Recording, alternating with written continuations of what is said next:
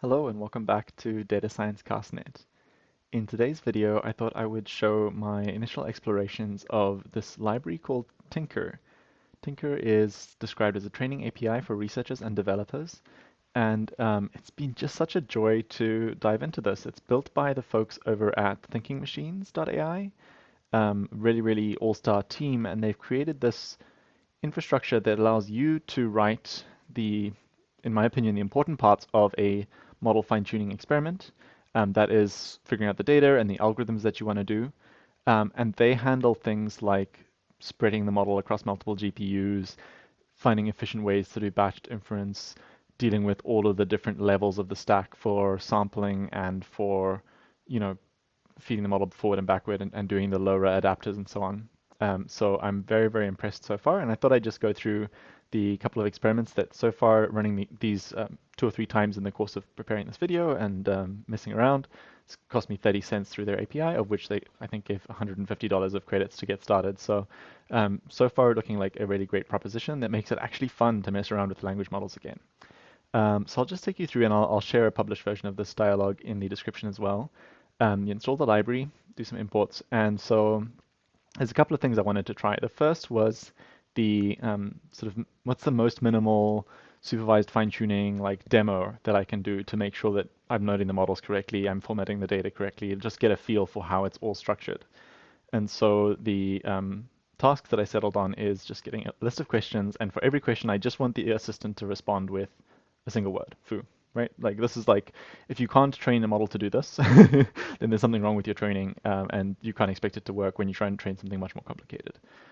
So I got AI to spit out a list of dummy questions. We've got a data set of 20 whole samples here, and we're structuring them in this format, which is used sort of as kind of like a generic default set of exchanges in a chat, and then different models will have different chat templates for how they actually tokenize. So the way you do this in Tinker, you pick a model. I just picked the small instruct model to be the base for today's experiments, but you could just as easily in Tinker try, some giant 230 billion parameter model. I think the largest they have here is, yeah, K2 thinking is like, hundreds of billions or even potentially trillions of parameters that you don't have to deal with yourself, which is an amazing value proposition. But anyway, we're going to stick with the smallest model just to make everything nice and quick for the demo. And so if we apply this model's chat template to our first message in our dataset, you can see it's got this imstart user, what is the weather like today, imend, imstart assistant, foo, imend. So that's the tokenized and then back translated within the chat template that this model was trained with version of our training sample. Okay, so the way that we then feed this in through Tinker is instead of downloading the model on our machine and running the tokens through, we're going to send the data off to their machine. And so when we make a datum, a single item of data, we are getting our tokens, just like we did for that example above with the chat and everything. And then we're also doing the tokenization with just the user message, so everything except the last message. That's what this is doing here. And so we can now say, look, I want you to feed the whole thing, question and answer, through the model. But because I also just tokenized the question, I can figure out where is the answer, and I can give a set of weights that are 0 for the prompt and 1 for the completion. So I can basically tell the model, or force the model to only learn from the responses. This is probably completely unnecessary in this case, but in general, this is something that people do with this kind of assistant style fine-tuning is you don't want to train the model to generate the dumb questions that the user might ask. You want it to only learn from the smart, correct assistant responses. That's kind of the theory behind that. No problem. We create a datum with model input being the full set of tokens, and the loss function inputs being that list of weights that says which of those tokens to actually pay attention to, and the targets, which is the shifted version of the input. So remember, language models they take in a sequence and they try and predict the next token in the sequence. So everything except the last token goes in, and for each token, it has to produce the next one in the chain. Okay, so we've got our datums, and then we can do our training loop. And it's as easy as, in this case, no batching, just running through all 20 samples each step, creating a forward-backward future and an optim future, feeding in our datums. And so this is the step where we hand off that data to Tinker, And then we say we'd like you to update the model based on the loss calculated from those datums, which had both the input and the target, using this loss function, cross entropy loss, standard LLM training loss, and this learning rate. And so this is us sending the data off to them, and then their system goes in these kind of like batched, timed forwards and backwards. So we wait around a little bit for the results, and there's also an async version of the API if you're interested in that. And we could just do that, but for printing out and for showing what's going on their side, we can also calculate ourselves from the outputs what the losses are and show the loss starts out pretty high and then gets lower and lower and lower as the model learns our somewhat trivial task. Okay, so a few things to pay attention to here. Because we specified in the format that they expect that the loss function inputs and the model inputs, we don't have to write the loss function ourselves. They have a number of off-the-shelf options. If you do want, you can also go, rather than using their existing ones, you can create your own custom loss functions, but it's a little slower. So they have a nice set of basic ones off the shelf. We're never running the model on our machine. We're just sending off the data and then we're waiting for it to come back.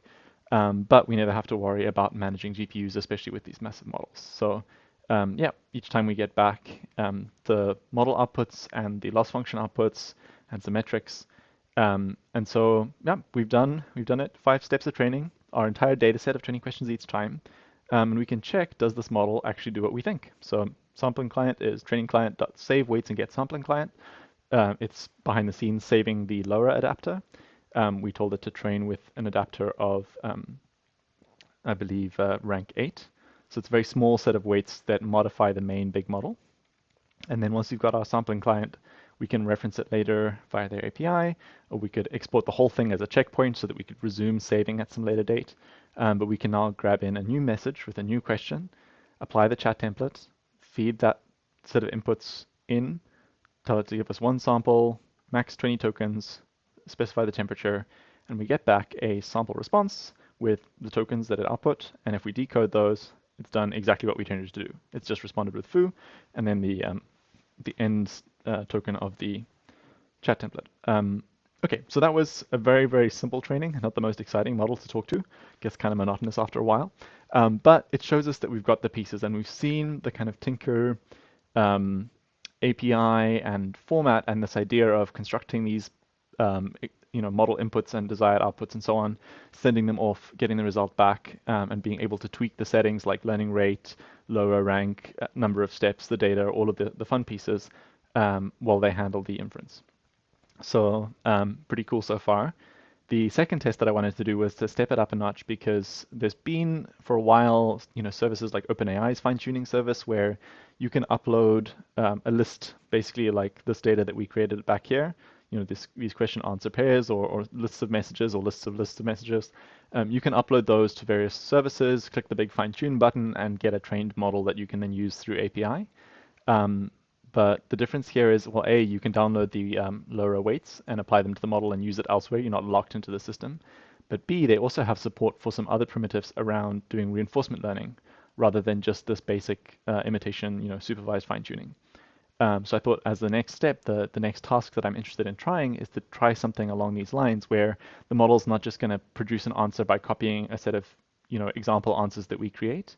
Instead, it actually needs to learn to solve the problem. And so I came up with a little task. The idea here is that we'll have a list of numbers, and your first step is to add pairs, right? So 1 and 5 would be 6, 17 and 4 would be 21, 6 and 8 would be 14, and then we're going to multiply all of those numbers together to get the final result. And so this is just a somewhat arbitrary little math task, but it seemed like, and with some experimentation, something that this small model can do some of the time, but maybe not all the time, or maybe it's super verbose when it tries to do it.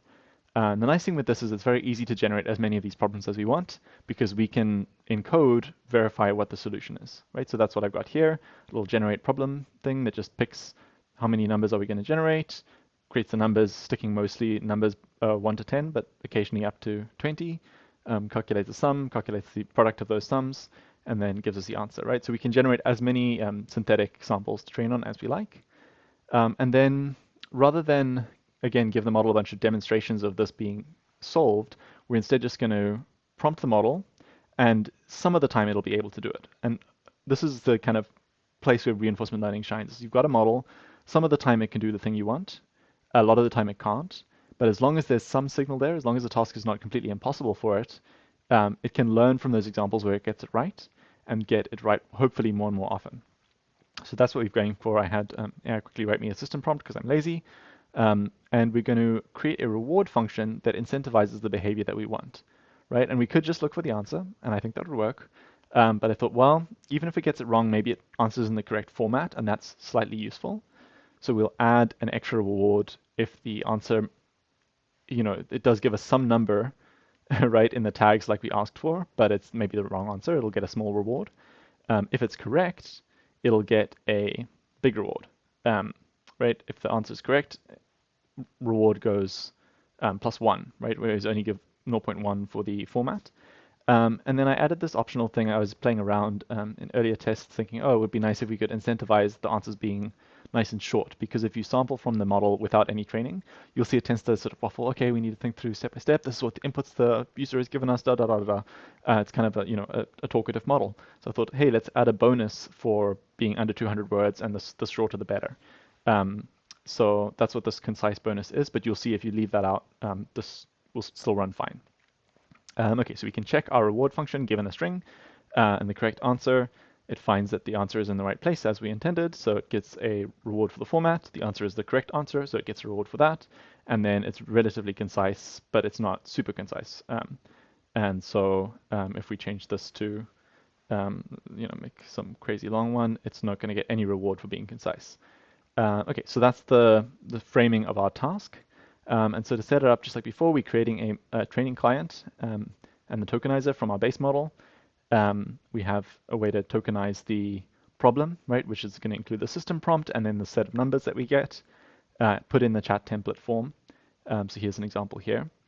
And so now this time, instead of just feeding in those tokens and saying use the standard cross-entropy next token prediction loss, we need to generate some rollouts where the model attempts to solve the problem, and then we'll calculate our rewards and use that. So that's what this code here is doing. For some number of problems, we're going to use the sampling client to generate up to 256 tokens of response for each of those problems. And we'll generate more than one sample for each problem. This is so that you get a nice group. Maybe if 2 out of 4 are correct, you can learn from that difference. And in fact, that's going to be key to our reward advantage calculation. So we're generating a number of responses for every question, and then we're storing them and also calculating the rewards using our function that we wrote. Okay, so we can try this out, right? We give 2 problems and get 2 samples for each, and you can see here the first 2, this is right? Yeah, only one of these, it got the answer correct. The others actually all got a reward of 0. And if you run this again, maybe they'll all get 0, or maybe 3 out of 4 will be right. In general, the base model tends to be, I'd say, less than 50% at getting it. And if you inspect the full rollouts, you'll see that some of the time the answer is incorrect, but often the time it actually just gets cut off, right? Because when we're generating our rollout, we set the max tokens to 256. So this is pretty short. A lot of these, especially if you're going for the thinking models versus just the instruct models, they do tens of thousands of reasoning tokens before getting to a final answer on very hard problems. But this is a problem that we're artificially constraining to be short and simple, so it should be able to solve it. And even with that constraint, it does solve it some of the time. So this is important. We're not getting always 0 reward. So we now want to train it to try and increase the fraction of the time that it gets the answer right.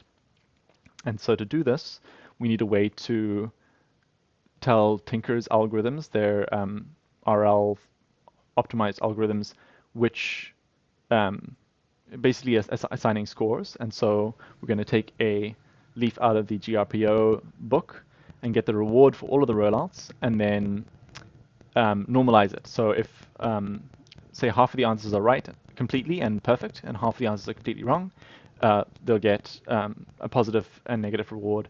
If one of the answers is right and concise, it'll get a higher advantage, excuse me, not reward, it'll get a higher advantage than one that's only correct but maybe was super long and rambly, if we have that concise thing turned on. Okay, and so then we can package up our samples that we're going to send into our datums as before, or data, I guess is the plural.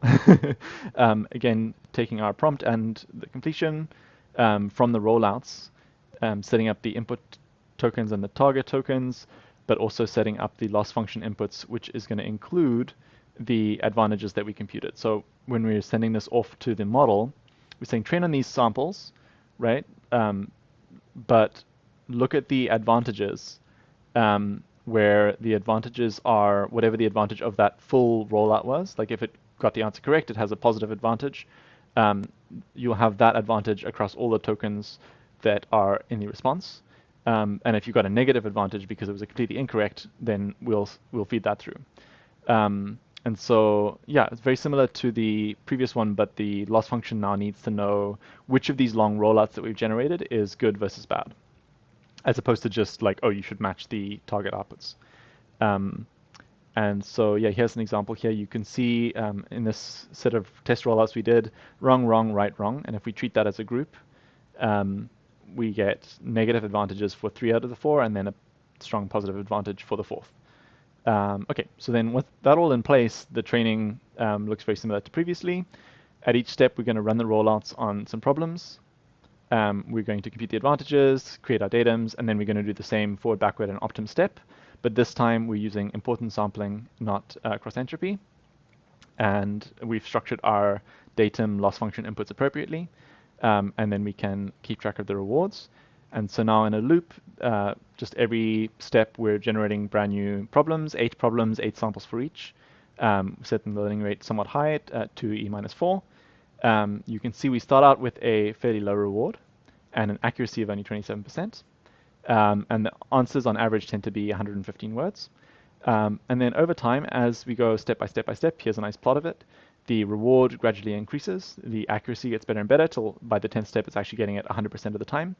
And the length of words of the response tends to get shorter and shorter and shorter, right? And so I set it to only do the concise bonus when I is greater than 5, but you can see the length already starts dropping. And if you think about that for a second, it's because if you have 2 responses, but one of them is 256 tokens of waffle and no answer, it's going to get a negative reward, even though we didn't apply any conciseness score on it, simply because it got the answer wrong, right? And one that includes the answer is going to be by nature slightly shorter. So even from the start, there's going to be a signal. In our case, where we only limiting it to 256 tokens, there's going to be some pressure to increase the reward by making sure you get your answer out in time. And so that's going to reward shorter sequences even without our extra conciseness bonus.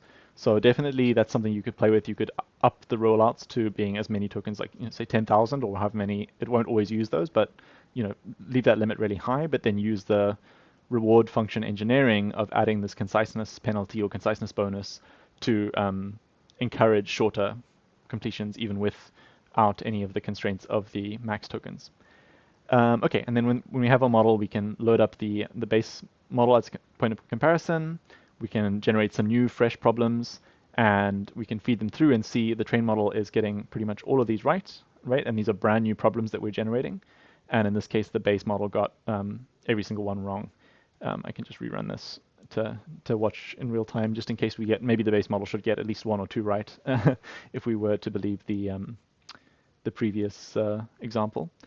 Okay, and so what else should I mention here? Yeah, this is a somewhat easy task. You could always increase the task difficulty by saying, look, why don't we do like 8 to 10 numbers, right? As opposed to just 2, 4, or 6. Or use slightly larger numbers, or add some third step. There's ways to mess with the construction to adjust the difficulty. The conciseness bonus, like I said, probably wasn't necessary. This is kind of the key bit here, the calculating the reward and the advantages and sending that off to the model. But still, it's crazy. I mean, it doesn't always converge. If you run this again, you might see like sometimes the reward, it takes a little longer, or you have to fiddle with the learning rate a little bit. But this has been pretty robust at solving this problem in like 10 to 20 steps on a very small model with just a handful of synthetic samples. And importantly, like I got to do this very quickly. I got to do this with easy AI assistance feeding in the fantastic docs. And at no point did I have to spend hours and hours and hours of my time worrying that, oh, I loaded the model in FP16 versus BF16, and then I'm applying the lower layers, but I forgot to call the lower layer in it. And in this version of Hugging Face, in this version of Accelerate, sometimes when you run that you get training instability. There's all of these like side quests that are completely um, unrelated to the core, which is like, what do I want to train this model to do? What are the training, like, learning rate and examples that I'm training on, and what is my reward? All of that is very often a small fraction of the time you spend, especially with reinforcement learning. You're worrying about fast inference with VLLM, and do you have enough memory to keep two copies of the model in memory so that you can use one for efficiently generating while the other one is being trained? It's just such a lot of administration and hassle and deep, deep knowledge and problem solving. And the bugs are really obscure, and often like they don't show up as it doesn't work. They show up as your performance is not what you might have hoped, and you don't know if it's a problem with your data or just the fact that you're using the wrong, version of some library. Yeah, so the fact that all of that is abstracted away with Tinker and you're able to just focus on the core parts, which is what is the data, what is the task you're trying to do, what is the measure of how well that's doing, all of your time, basically, apart from a little bit of syntax and learning their setup, is constructing those key pieces and then playing around with experiments. What if I trained for twice as long? What if I tried a larger model? What if I made the problems harder? They take in, I think they now have some vision models. Can I feed in images and have the model try and generate an appropriate caption? How do I measure appropriateness of a caption? And on your machine, you're preparing the data. In this case, you're calculating the rewards, right? So you could imagine calling out to like an OpenAI API to get a numeric score, because the nice thing with this reinforcement learning is it doesn't need to be differentiable. You could even be manually grading the samples to say these ones are good, these ones are bad. It's going to take a while, but you saw it didn't take that many steps for it to learn some useful signal. And so as long as you were able to do, a number of rounds of like manually grading, say like an SVG generation, you could even have human in the loop training. And all you have to worry about is the fun bits. So anyway, that's my first impressions of Tinker. I will definitely publish and share this dialogue so that you can explore it. I'll make a Jupyter Notebook version as well. But yeah, I hope you found that interesting. If you have questions or things you'd like me to explore with this, I'm probably going to be playing around. We will also eventually be trying to do a course that might cover all sorts of things deep learning. So yeah, I'm trying to build up ideas for that. But I just wanted to say to the Tinker team, thank you so much for this tool. I'm very impressed so far. And yeah, hopefully this gets me excited and many other people excited to tinker with LLMs again. Anyway, thanks for watching. We'll see you in the next one.